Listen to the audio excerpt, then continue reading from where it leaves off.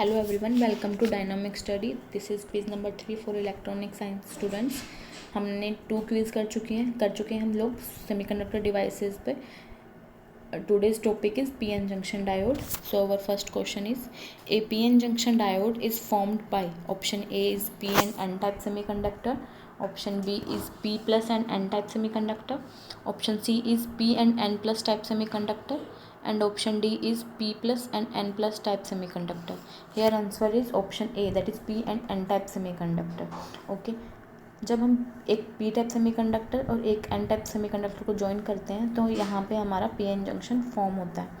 Okay, here P plus means heavy doping on p side and n plus means heavy doping on n side. Okay, so answer is option A, that is p and n type semiconductor. Okay, our second question is, the depletion region of PN junction diode is made of option A is electrons, option B is holes, option C is electrons and holes, and option D is positive and negative ions on either side. So our answer is positive and negative ions on either side.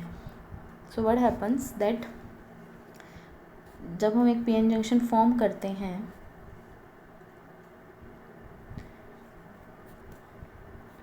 थोड़ा बड़ा बनाते हैं इस diagram को ताकि हम समझ सकें.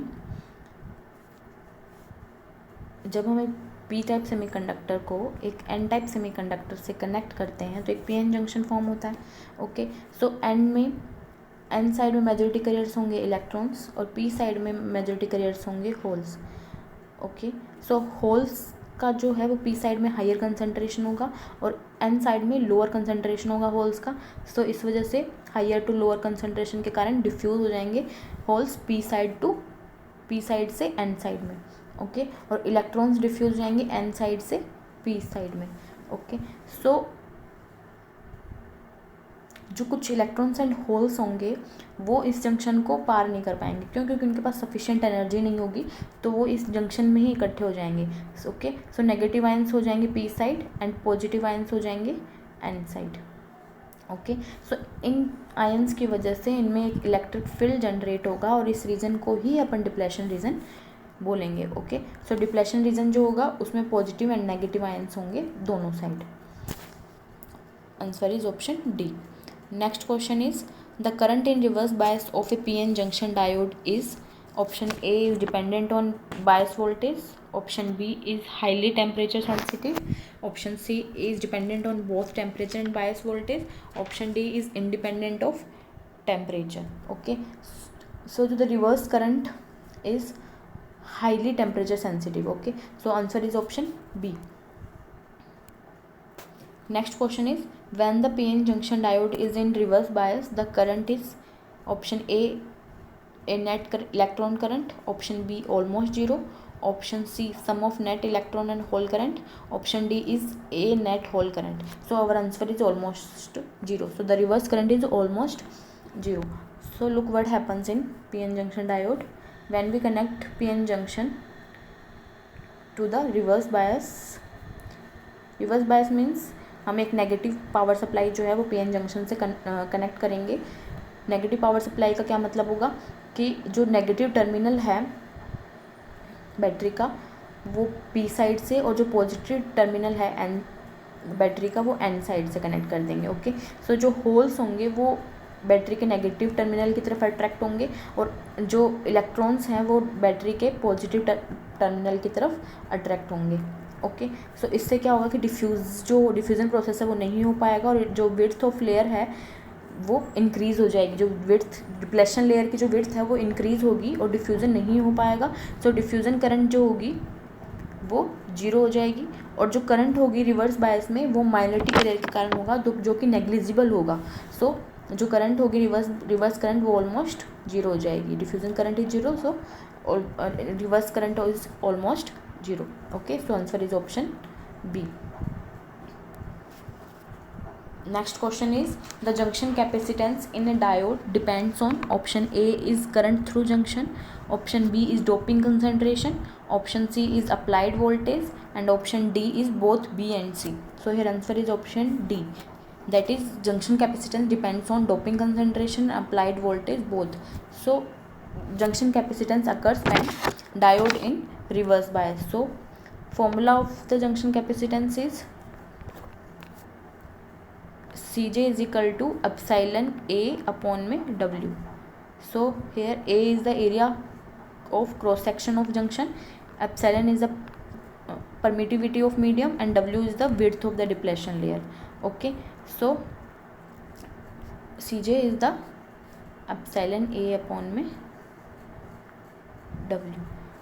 So width of depletion layer का फॉर्मूला हो जाएगा √2 epsilon अपॉन में Q 1 upon Na plus 1 upon Nd that and Vj that is applied voltage. Okay, और ये Na और Nd क्या होगा, डोपिंग कंसंट्रेशन हो जाएंगे.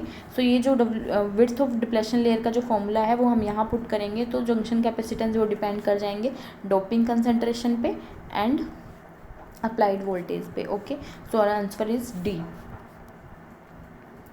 Next question is depletion capacitance of a PN junction diode depends on A is junction built-in potential, B is current through junction, C is doping profile across the junction, and D is applied junction voltage. So या जो depletion capacitance है उसी को हम junction capacitance बोलेंगे और ये दोनों सेम है. ओके, सो कई बार क्या होता है एग्जाम्स में अलग अलग नेम से आ जाएगा तो हम कंफ्यूज हो जाते हैं कि भाई डिप्लेशन कैपेसिटेंस कौन सा है, हमने तो नाम ही नहीं सुना.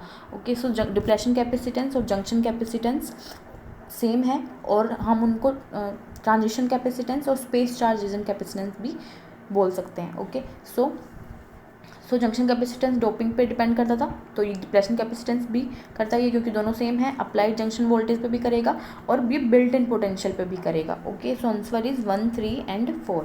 Option D is the answer. So ये बिल्ट इन पोटेंशियल पे कैसे डिपेंड करेगा, सी हाउ. हमारे पास हमने पिछले साइड में देखा था कि W की वैल्यू है 2 एप्सिलॉन अपॉन में Q 1 upon Na plus 1 upon Nd and Vj that is applied voltage. Okay, so हम जब पीएन जंक्शन को बायसिंग करेंगे ना तो अलग अलग सिचुएशन में अलग अलग फॉर्मूला बनेगा विड्थ का. अगर हम कोई बायस नहीं करेंगे, नो बायस करेंगे तो सेम फॉर्मूला हो जाएंगे. ओके, जब हम फॉरवर्ड बायस में करेंगे तो यहाँ पे Vj माइनस वी नोड हो जाएगा जो कि बिल्ट इन पोटेंशियल होगा, और अगर हम रिवर्स बायस करेंगे तो जो Vj है वो प्लस Vr हो जाएगा. ओके, जो कि मोड में होगा क्योंकि रिवर्स वोल्टेज जो है वो नेगेटिव होती है. ओके, तो ये अलग अलग जो भी बिल्ट इन पोटेंशियल होंगे. सो ये अलग अलग फॉर्मूला है तो अलग अलग डिपेंड करेगा. तो रिप्लेशन कैपेसिटेंस जो होगा वो बिल्ट इन पोटेंशियल पे भी डिपेंड करेगा. Okay, so answer is option D. Next question is find out the true statement according to PN junction diode. First statement is the depletion layer is wiped out. No, this statement is wrong because जब हम PN junction diode को forward bias में connect करते हैं तो उसकी जो depletion layer है वो decrease होती है पर wiped out नहीं होती है. Second है a barrier potential is set up across the junction. Yeah, this is true. जब पॉजिटिव आयंस और नेगेटिव आयंस बनते हैं जंक्शन के पास में तो इलेक्ट्रिक फील्ड जनरेट होता है और एक बिल्ट इन पोटेंशियल भी जनरेट होता है. Okay, so third statement is there is continuous flow of current across the junction. No, this is wrong because in reverse bias the current is almost zero. So no continuous flow of current across the junction. And fourth statement is holes diffuse across the junction from P side to N side. या this statement is true. हमने last slide में देखा था diffusion process होता है, holes होते हैं P side से एन साइड की तरफ और इलेक्ट्रॉन्स होते हैं एन साइड से पी साइड की तरफ. So answer is statement 2 and 4 are right. So answer is option D. Okay, so next question is assertion and reason question. Our assertion is the width of depletion layer is increasing in reverse bias supply. Yeah, this is true. हमने last slide में देखा था कि जब reverse bias में हम PN junction का diode को कनेक्ट करते हैं तो जो मेजॉरिटी कैरियर्स हैं वो बैटरी की तरफ अट्रैक्ट होते हैं. इससे क्या होगा, डिफ्यूज़न नहीं हो पाएगा और जो डिप्लेशन लेयर है वो इंक्रीज हो जाएगी. And reason is junction break down occurs in reverse bias. Yeah this is also true but the reason is not valid reason for assertion. Okay, so assertion का रीज़न मैंने बता दिया है कि जो मेजॉरिटी कैरियर्स हैं वो अट्रैक्ट होंगे, उसके कारण वो डिप्लेशन लेयर इंक्रीज होगी. और जंक्शन ब्रेकडाउन क्यों होगा रिवर्स बायस में, जब रिवर्स बायस में हम अपन अप्लाई करते हैं पीएन जंक्शन डायोड को तो जो ब्रेकडाउन वोल्टेज है उस पर क्या होगा, ब्रेकडाउन वोल्टेज क्या होगी, first of all breakdown voltage वो होगी जिससे कि एक रिवर्स बायस वोल्टेज जब हम लिमिटेड से ज़्यादा मतलब इंक्रीज़ कर देते हैं तो वहाँ पे एक ब्रेकडाउन वोल्टेज अगर होगी। जब हम ब्रेकडाउन वोल्टेज होगी तो उसमें जो करंट है वो रैपिडली इंक्रीज़ होती है। ब्रेकडाउन वोल्टेज पे जो करंट है वो रैपिडली इंक्रीज़ होगी, तो उसमें हम एक अगर हम वोल्टेज में स्मॉल चेंज भी करेंगे तो भी नेट करंट बहुत ज़्यादा इंक्रीज़ हो जाएगी और उसके कारण क्या होगा कि ब्रेकडाउन अकर होगा। Okay, so answer is option B. Next question is assertion is the reverse saturation current is nearly doubles for every 10 degree centigrade temperature rise for both silicon and germanium. Yeah, our assertion is true, and reason is at room temperature the p-n junction voltage decreases by about 2.5 millivolt per degree Celsius with rise in temperature. Yeah, reason is also true, but reason is not valid reason for assertion, so answer is option B. सो ये जो दोनों statements हैं ना वो individually true हैं और हमारे exam में फॉर्मूलाज के रूप में आते हैं। तो हम जैसे एक एग्जांपल लेते हैं हम कि हमें क्वेश्चन में दे रखा है कि 20 डिग्री सेल्सियस पे हमें करंट दे रखी है 30 एम्पियर एंड हमें फाइंड आउट करना है कि जो करंट की वैल्यू क्या होगी 40 डिग्री सेल्सियस पे। ओके, तो हमारे असर्शन के अकॉर्डिंग क्या होता है कि एवरी 10 डिग्री सेल्सियस पे जो हमारी करंट है रिवर्स करंट है वो डबल हो जाती है। ओके, सो हम फाइंड आउट करेंगे कैसे कि 20 डिग्री सेल्सियस पे 30 एम्पियर है अगर हमारी करंट और हमें 40 डिग्री सेल्सियस पे फाइंड आउट करना है, तो इसमें 20 डिग्री इन्होंने चेंज किया है। तो पहले 10 डिग्री में अगर हम करेंगे तो करंट डबल हो जाएगी, मल्टीप्लाई कर देंगे 60 एम्पियर हो जाएगी। ओके, फिर अगेन 10 डिग्री सेल्सियस में कन्वर्ट करेंगे तो ये 40 डिग्री हो जाएगी, 40 डिग्री सेल्सियस हो जाएगा और 10 डिग्री इसमें चेंज हो रहा है तो यहाँ पे ये फिर डबल हो जाएगी, ये 120 एम्पियर हो जाएगा। तो आंसर क्या होगा हमारे पास 40 डिग्री सेल्सियस पे हमारी जो करंट होगी 120 एम्पियर हो जाएगी। ओके, एंड जो हमारा रीज़न जो स्टेटमेंट है वो उस dV/dt is equal to -2.5 milli volt पर डिग्री सेल्सियस। सो ये एक फॉर्मूला है, आप याद रखेंगे तो हमारे क्वेश्चंस में काम आ सकता है ये।